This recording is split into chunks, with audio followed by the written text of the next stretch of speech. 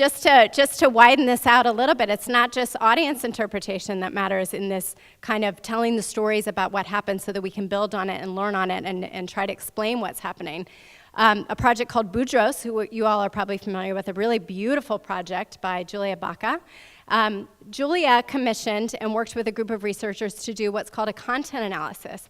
Their goal on this project around Palestinian nonviolence was to change the media and public discourse around that issue. Now, public opinion data is not going to do that for you, but there is a relationship between how something is framed in media coverage and how we feel about it and public policy, right? That's a whole separate conversation for another day. And so in their research, they examined the changing frames around this issue over the course of 10 years, and they saw that the film made a huge difference. Totally different kind of research method.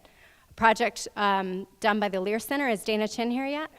Wanted to know whether Food Inc. had changed people's perspectives about eating and shopping habits, and in fact, they did a year later. And the Lear Center used something called propensity score matching, which approximates an experimental design atmosphere in observable data, and found amazing results more than a year later. It's not just one way to do this stuff. So let me just quickly do a little bit of an epilogue and looking forward, because I just want to talk like for 30 seconds about the future. So these ideas of narrative transportation and identification and empathy and proximity, all of these things, they sound very wonky, but they are not wonky, removable terms that are sort of throwaways. They're not theoretical. You can use them in the practical implications, in the practical examination of your work, and the creation of your work. And these kinds of ideas are existing in the new forms of storytelling that we're seeing, right? So this is immersive storytelling. This is a project that blew my mind a couple of months ago. I think a lot of people in the room were there when we heard about this, called Priya's Shotki.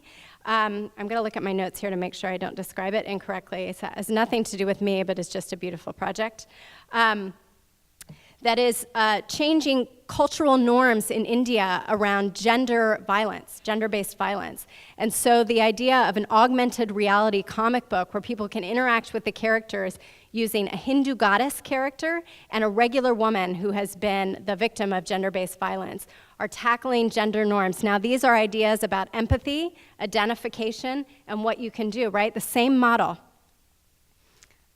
Games for change. Where's Benjamin Stokes? Okay, so Benjamin, our new colleague here at the School of Communication, you'll hear him later today too, is the real expert on this, so I'm not going to say too much, especially because I'll do it wrong. What amazing, I asked Benjamin, I said, what's a project that I should think about and make these connections? This is a project, a game around pregnancy associated with the Half the Sky movement. And what's interesting about this, I'm not going to be able to read it. Here's this is a great quote from the evaluation research, attitudes, behaviors, and norms around these issues from women who played the game. This is from the evaluation done in conjunction with USAID. It's been suggested that social impact games utilize principles consistent with social learning theory, which asserts that people learn by observing behavior and behavioral outcomes of others, and character identification and empathy. See, these are all the same ideas. This is the whole reason why I'm talking about the foundation, by the way. Not because I want to be totally branded as the retro lady, but because these are concepts that have been tested and used and are powerful, and we can use them in our existing work and our future work, and they already exist. And so I guess my sort of very quick soapbox moment, if you'll indulge it, is I think we risk creating a lot of new jargon and some unfortunate and accidental barriers to entry if we forget the foundation of this work and we're not actively incorporating it into the new forms of storytelling. We don't need to create new language around this stuff. We need to evolve it, for sure, and have new research and new storytellers and new experimentation and to build on it. But it doesn't have to start from scratch. And so I hope you'll hear the echoes of those themes today.